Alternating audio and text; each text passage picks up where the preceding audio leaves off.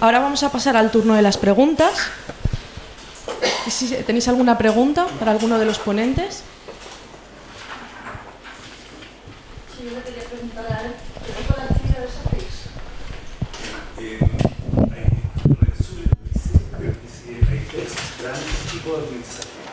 El tipo 1 es cuando expones al niño a distintos escenarios para aprender distintos al currículum. Una anécdota de Rensuy es que hace poco tiempo fueron un grupo de japoneses a visitarlo. Y él les preguntó, ¿por qué vienen acá cuando ustedes lo hacen todo bien? Y además lo hacen más barato. Y sí, lo hacemos más barato y muy bien, pero los premios no lo hacen ustedes y nosotros. Entonces él lo explica que el sistema escolar estandarizado somete a los alumnos a una estrechez que va anulando su creatividad. Entonces el primer tipo de aprendizaje es exponerlos a una serie de escenarios que ellos nunca verán en la escuela y que a lo mejor les atraen para su desarrollo futuro. Y el tipo 2 es agrupar a las niñas que tienen iguales intereses, los físicos, los químicos, los matemáticos, los deportistas, en fin. Y el tipo 4 es cuando el niño ya tiene tal pasión por el estudio que lo hace solo, como un investigador.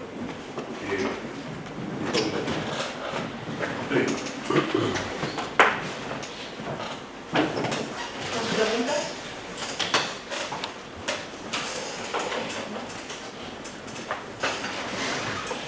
Sí, a mí me gustaría preguntar. Sí, perfecto. Pensamiento computacional. ¿Por qué no nos comentas un poquito más qué es lo que haces?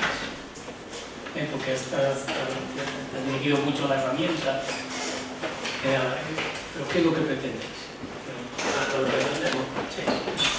Pretendemos que se introduzca dentro de los colegios, sobre todo estamos preparados para la educación temprana, si las bachilleratos, para lo que pretendemos es que los alumnos desarrollen las capacidades, características del pensamiento funcional, que más que todo es la resolución del problema, la creatividad y la lógica. Entonces, está demostrado que realizar el tipo de actividades como las que se encuentran en internet o en la propia plataforma potencian esta resolución de problemas como si fuera una persona que se dedica a ese ámbito de la computación, porque los mecanismos que puedes llegar a manejar, ya sea los ejercicios sencillos que lo puedes hacer en papel, mejoran esas capacidades que puede tener el niño y sobre todo en edades tempranas para mejorar sus habilidades de resolución de problemas. Y nosotros lo que queremos es que primero que dentro de los centros educativos incluyen informática como una competencia, no como una asignatura para enseñarle una tecnología específica, sino enseñarle a poder adaptarse a cualquier tecnología y a resolver problemas no solamente para algo que le están enseñando en la clase, sino que lo pueda aplicar a su vida cotidiana. Por ejemplo, el ejemplo que se suele dar en estos casos es poner una lavadora.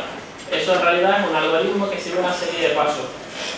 No es lo mismo poner una lavadora si nunca me he puesto una, que poner una lavadora sin haber puesto nunca ninguna, pero ya tener esa habilidad de resolución de problemas en la que puedes extraer diferentes partes que no entiendes y centrarte en la parte global y después ir uniendo las piezas. Entonces, eso es un poco lo que pretendemos. Programación algorítmica. Programación algorítmica, las estructuras algorítmicas básicas. Exacto. Es más eso, aplicar que esta resolución de problemas puede mejorar la calidad de vida para no solamente en el ámbito informático.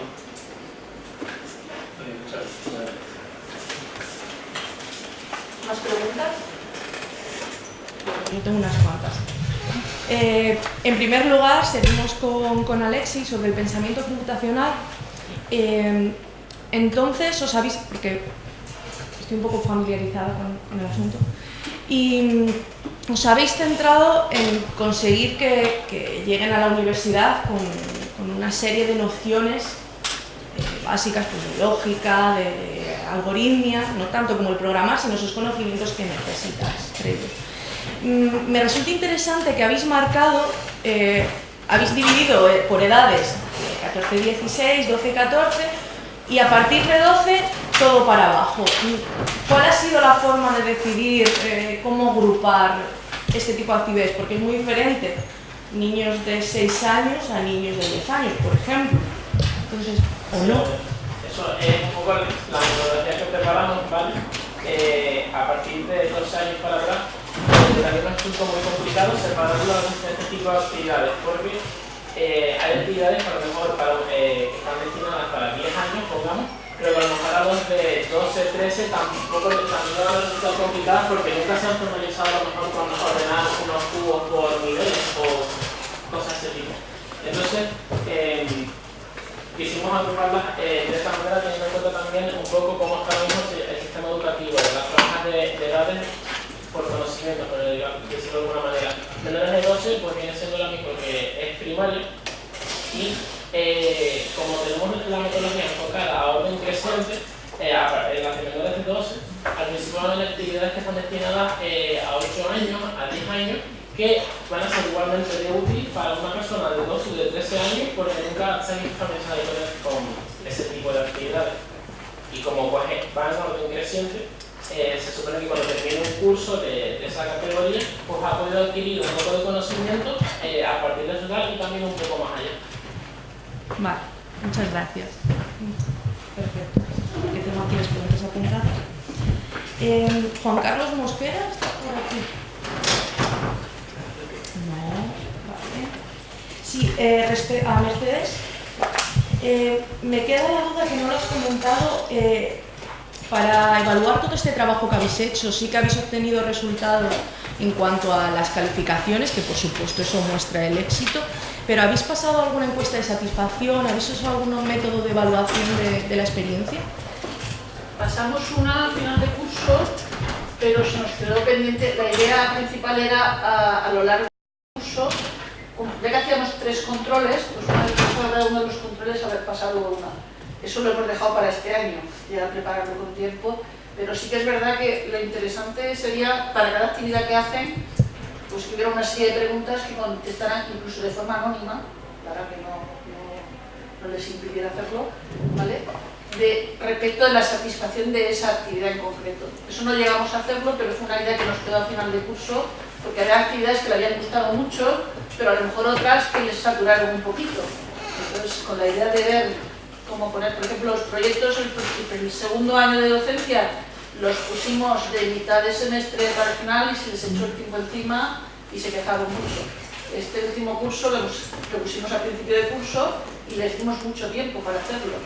Entonces, nos pasó también un poco al contrario, que se relajaron demasiado. Entonces, la experiencia es que se propone al principio, pero se les pone un plazo, digamos, de entrega de resultados intermedios.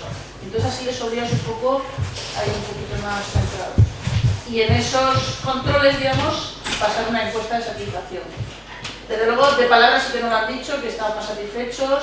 En las notas finales se ha notado, eso que decía de que el examen y la evaluación continua se ha igualado, el que sacó un 7 de evaluación continua ha sacado un 7 o más en el examen, que se hacía después. Y lo contrario no ha pasado, o sea, el que sacó buena nota no ha sacado peor nota en el examen. Pues eso nos demuestra que sí que ha ido bien, pero eso sí que sería interesante pasar las encuestas porque si no, no te queda del todo claro si les ha gustado o no les ha gustado, que les haya ido bien. ¿Y les dais a elegir entre realizar el trabajo así o realizarlo de manera tradicional, a una evaluación final? A ver, la propia titulación nos deja. Cuando se puso la titulación por primera vez, nosotros pensamos que, bueno, que lo de evaluación continua estaba muy bien, que era el sistema europeo, pero debería haber un itinerario pues, para el que, por lo que fuera, no pudiera seguir eso, hiciera el examen final, porque tengo capacitada y que hace el aprendizaje perfectamente solo.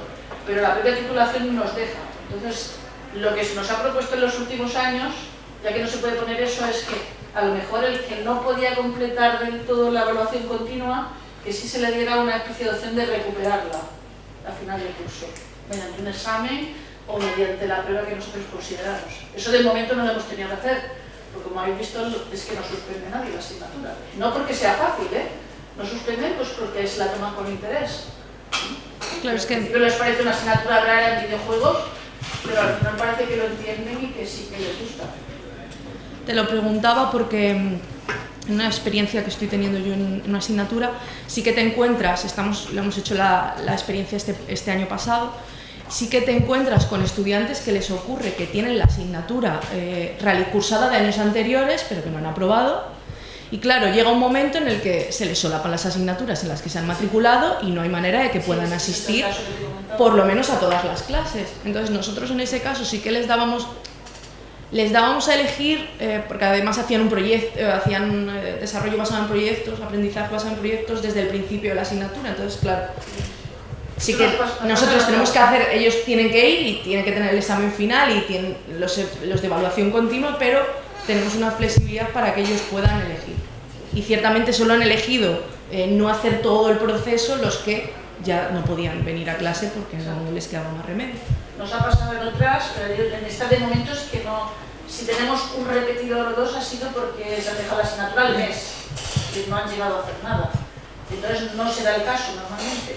En otras sí que nos ha pasado y ya te digo, la solución que nos ha dado la universidad es que si el 50% del alumno era el examen y el otro era la evaluación continua, que de alguna manera les diéramos opción a recuperar ese 50%, que podría ser que el examen contara el 100%, si nosotros queremos, o que hubiera un examen de actividades, no que hagan las actividades, sino que se les pregunte sobre sus conceptos. Sí, bueno, yo solo quería añadir que llegar sería un itinerario de examen y un itinerario de evaluación continua. No es que las titulaciones allí en la Universidad de Nueva no se las permiten, no se lo explico. El plan de estudios de la titulación está en el itinerario de evaluación continua y no hay otro. Lo que hacíamos antes de tener este tipo de titulaciones, antes de adaptarlas al modelo de Bolonia, era hacer experimentos sobre evaluación continua, etcétera, y poner todos los itinerarios. Entonces le dábamos a elegir a los alumnos desde el principio del curso que cursaran uno u otro.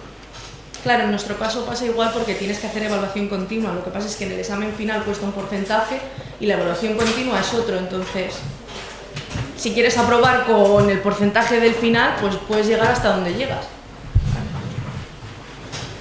¿Alguna pregunta más? Que, bueno, simplemente deciros que me ha sorprendido cuando habláis de tratar de transmitir la importancia de redes en el ámbito de la licenciatura de Interpol. Bueno, para mí, y es que yo creo que debería ser casi una asignatura transversal. O sea, el cambio crítico que ha habido ha sido el cambio de estructura, de una estructura que ha dado por zona a estructuras en red, ¿no? Por caso de Internet, por ejemplo. O sea, que pudierais tratar de hacer algo más para la gente, no solamente de videojuego, en el sentido de ver en qué consisten distintos tipos de redes, las redes distribuidas, qué características tienen frente a las centralizadas y las descentralizadas, cómo se aplica un poquito lo que está sucediendo ahora, ¿no? O sea, que es la capacidad de desintermediación, la capacidad de que cada uno en esas redes distribuidas es un nodo que tiene capacidad de autoorganización. O sea, que yo os animaría a que esto que estáis haciendo, que me parece extraordinario, pues que lo proyectéis también como desde esa perspectiva, ¿no? más global, que refleja un poco el cambio sustancial que se está produciendo.